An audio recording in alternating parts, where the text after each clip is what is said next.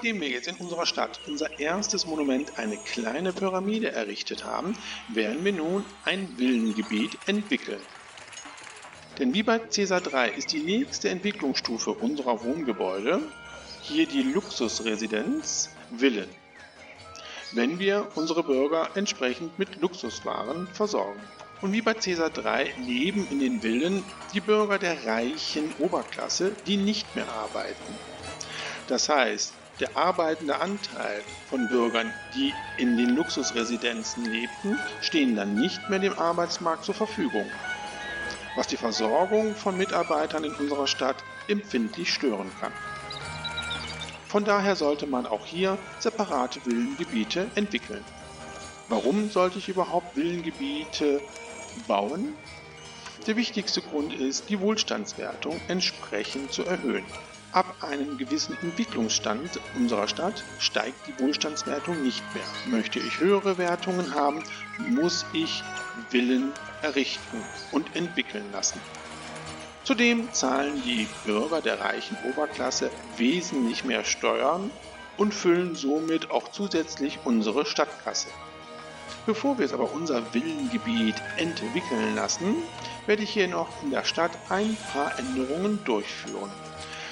Zum einen werden wir jetzt erstmal unseren Tempelkomplex weiter ausbauen.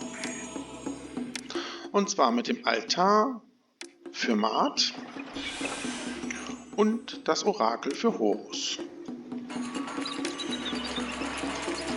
So, dann möchte ich hier das noch ein bisschen verschönern.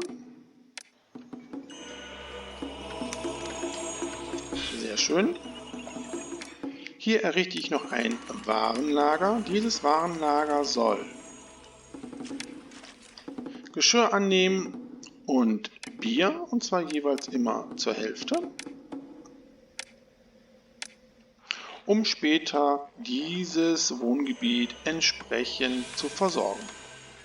Tongruben und Töpfereien habe ich hier schon errichtet, und für die Entwicklung des Villengebietes brauchen wir ja weitere Dienstleistungsgebäude und Versorgungseinrichtungen.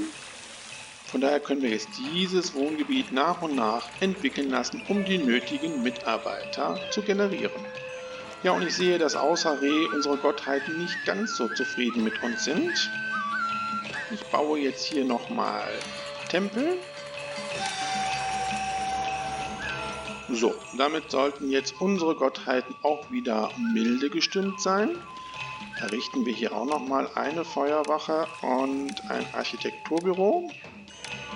Und wir weisen hier nochmal Parzellen aus. Unser Villengebiet werde ich hier hinter den Gerstenfarmen auf dieser freien Fläche errichten.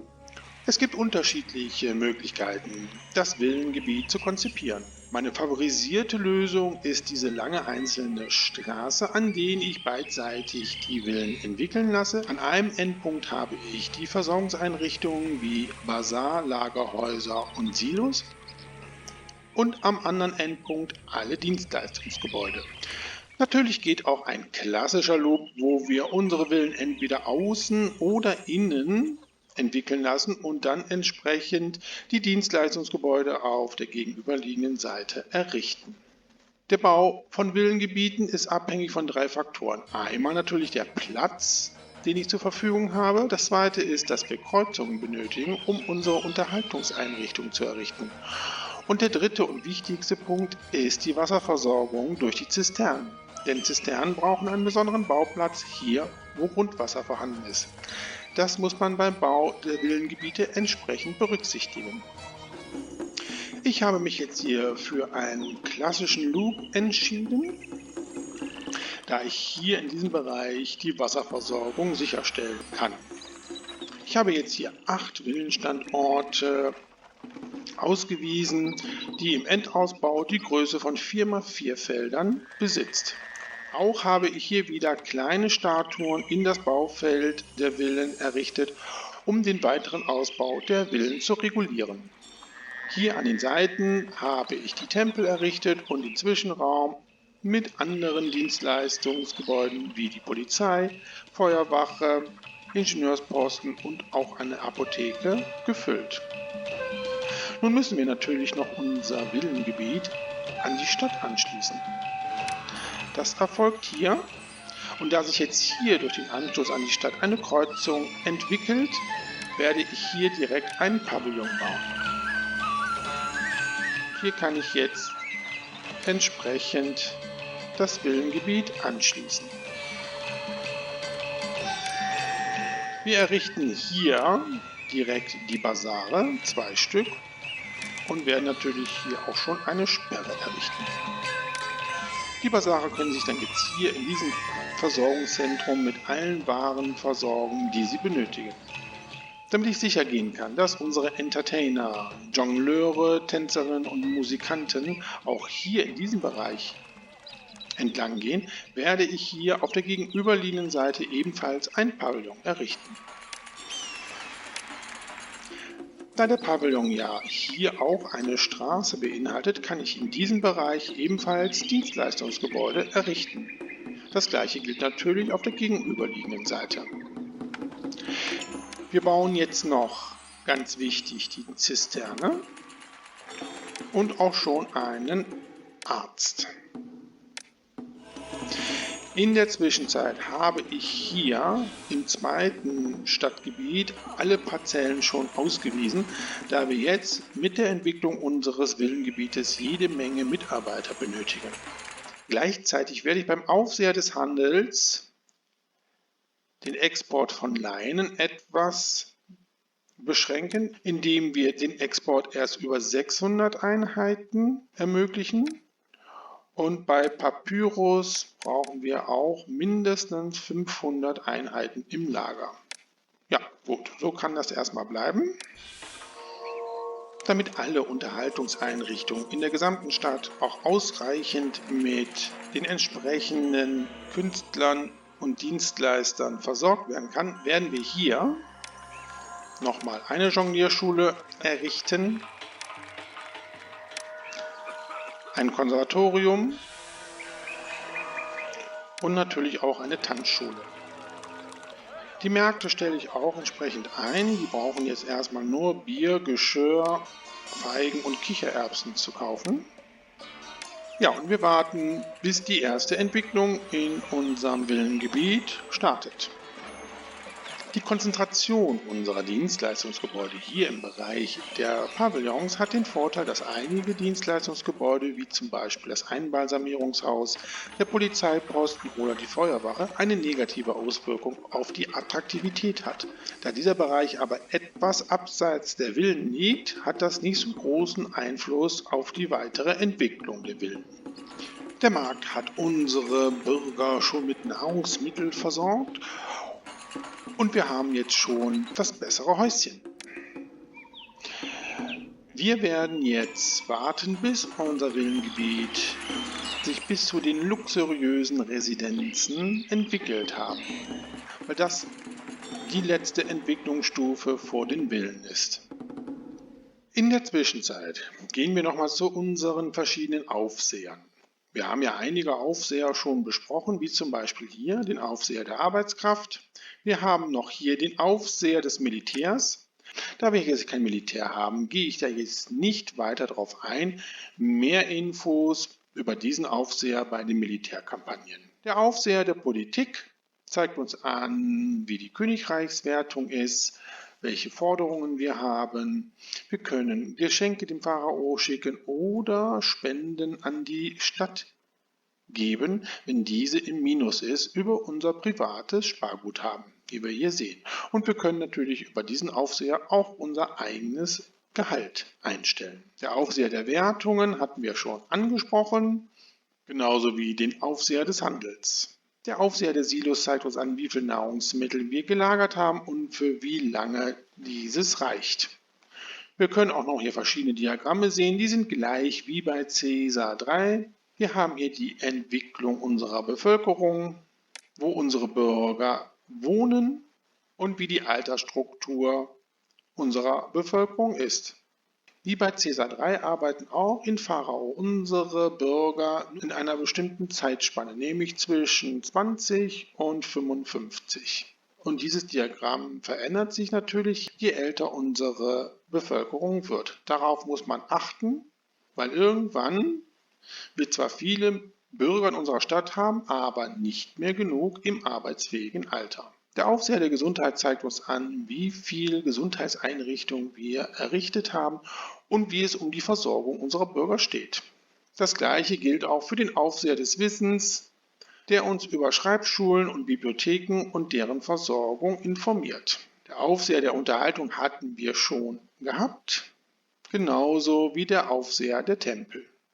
Unser Finanzaufseher hatten wir auch kurz angesprochen. Hier können wir die Bilanz unserer Stadt sehen, unsere Einkünfte und Ausgaben. Bei den Einkünften ist nochmal zu nennen, das ist einmal die Geschenke, das ist das, was ich der Stadt spenden kann, und das geförderte Gold, wenn wir Goldminen errichtet haben.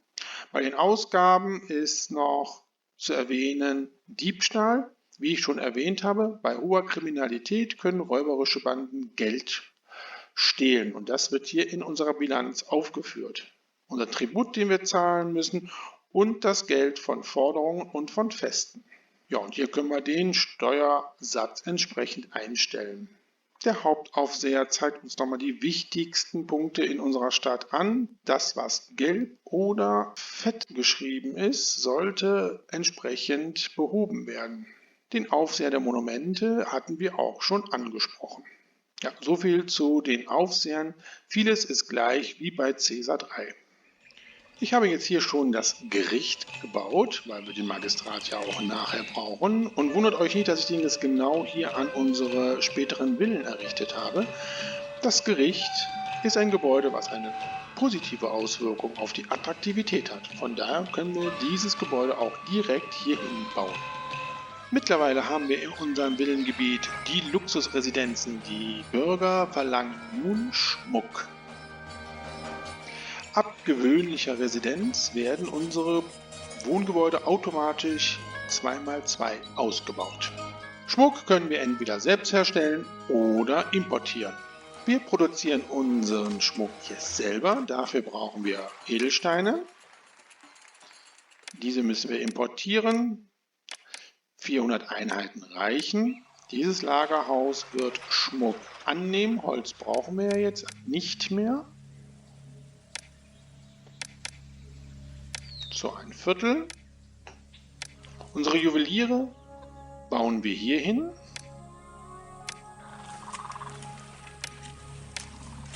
Ja, und dieses Lagerhaus hier haben wir ja schon eingestellt, dass es Luxuswaren annehmen soll.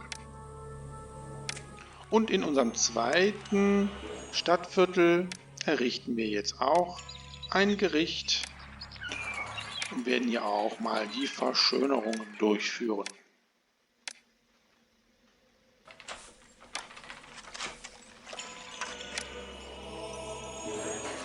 Ja, und wir sehen, unsere Juweliere arbeiten schon und der erste Schmuck wird zum Lagerhaus transportiert.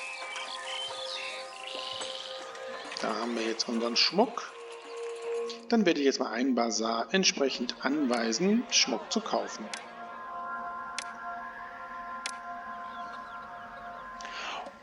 Ja, nachdem wir jetzt hier im Zentrum unseres Villengebietes nochmal Statuen gebaut haben, um die Attraktivität zu erhöhen, haben wir jetzt unsere ersten Villen, nämlich die gewöhnliche Villa. Und diese benötigt nun zur weiteren Entwicklung ein Einbalsamierungshaus. Das finden wir hier unter den Gebäuden für Gesundheit und Hygiene. Das errichten wir hier. Und wie schon erwähnt, benötigt das Einbalsamierungshaus Leinen, um zu funktionieren.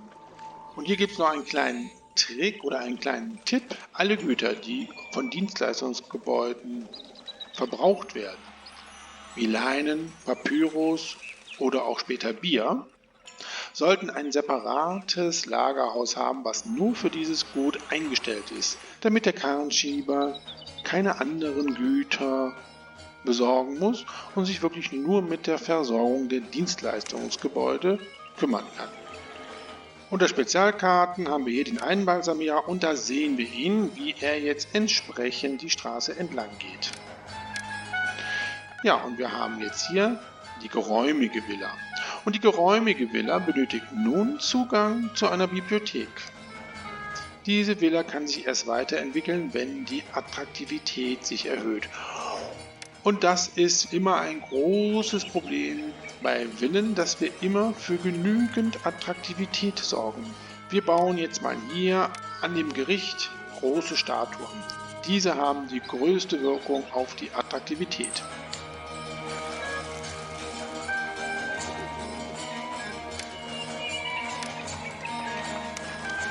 So, das sollte alles, glaube ich, reichen. Ja, und sie entwickeln sich auch jetzt weiter. Das ist sehr gut.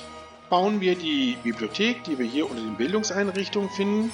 Wie schon erwähnt, benötigt die Bibliothek zum Errichten 500 Einheiten Papyrus. Deswegen hatte ich das Limit bei Papyrus auch hochgestellt. Und die Bibliothek hat eine gute Auswirkung auf die Attraktivität, deswegen können wir sie auch hier bauen. Und wie die Schreibschule muss die Bibliothek nach dem Errichten auch kontinuierlich mit Papyrus versorgt werden.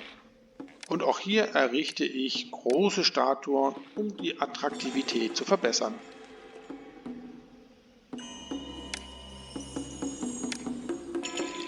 Ja, ich finde, unser Villengebiet sieht schon richtig gut aus. Unsere Bibliothek ist nun in Betrieb. Bei der Spezialkarte Bibliotheken können wir hier den Bibliothekar sehen, wie er jetzt entlang der Straße geht und unsere Villen nun entsprechend Zugang zu der Bibliothek haben. Ja, und wir haben hier diese schönen, farbprächtigen, eleganten Villen, die jetzt abwechslungsreiche Unterhaltung benötigen. Wir haben ja jetzt durch die Pavillons ja Jongleure, Musiker und Tänzer. Unsere reichen Bürger brauchen jetzt das sogenannte Senate House. Das Senate House ist ein Gasthaus, das mit Bier beliefert werden muss. Das kann ich jetzt hier wunderbar in diesem Bereich hier inbauen. Der Zugang hier durch den Pavillon ist gewährleistet. Das Senate House hat nämlich einen schlechten Einfluss auf die Attraktivität. Wie gesagt, es wird mit Bier versorgt und dort wird Senet gespielt. Ein altes ägyptisches Spiel in der Art von Domino. Der Senet-Spieler wird dann auch hier entlang der Straße gehen und den Zugang zu unseren Villen gewährleisten. So, wir haben jetzt Bier im Senate House und wir sehen schon, wie gefeiert und gespielt wird. Unter den Spezialkarten haben wir hier den Senate-Spieler, wie er hier entsprechend entlang geht. Und wir haben die nächste Entwicklungsstufe, die Luxusvilla. Und die Luxusvilla möchte eine zweite Art von Luxuswaren haben, wie zum Beispiel Elfenbein. Also mit unserem Schmuck kommen wir jetzt hier nicht mehr weiter. Bevor wir aber Schmuck jetzt importieren müssen, werden wir noch etwas weiter unsere Stadt verschönern. Wir haben unser Villengebiet nochmal weiter aufgehübscht mit großen und mittleren Statuen und Gärten. Und wir werden jetzt die zweite Luxusware durch den Import zur Verfügung stellen. Dafür müssen wir die Handelsroute mit Byblos eröffnen. Ja, und die verkaufen uns Elfenbein. Und dann werden wir anweisen, Luxuswaren zu importieren. Allerdings brauchen wir nicht sehr viel. 200 Einheiten reichen da vollkommen aus. Ja, und durch den Import von Luxuswaren haben wir die weitere Entwicklung, nämlich das bescheidene Anwesen. Und das bescheidene Anwesen benötigt nun eine dritte Art von Nahrungsmitteln. Ja, und ihr seht, diese hier können sich nicht weiterentwickeln, da ich ja hier diese kleinen Statuen errichtet habe. Die werde ich jetzt so nach und nach wegnehmen. Und dann kann sich das bescheidene Anwesen auch entsprechend entwickeln. Die dritte Nahrungsmittelart, die wir unseren Bürgern zur Verfügung stellen können, ist Fisch, den wir importieren müssen. Und dann würde ich mal sagen, 1000 Einheiten müssten reichen. Dieses Warenlager wird den Fisch annehmen. Und unser Silo hier wird den Fisch jetzt fordern. Auch ein Viertel. Verschönern wir noch ein bisschen unser Villengebiet weiter. Ja, ich denke mir, wir haben jetzt hier genug für die Attraktivität getan. Ja, mittlerweile haben wir jetzt Fisch in unserem Silo. Dann können wir jetzt unsere Basare anweisen, Fisch zu kaufen. Ja, und wir haben die nächste Entwicklung zu den Palastanlagen. Das ist der Endausbau unserer Villen.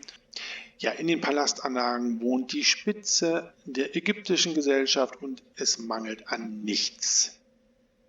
Ja, und das alles zu erfüllen, ist schon eine beachtliche Leistung. Ja, und mittlerweile leben schon 5000 Menschen in unserer Stadt.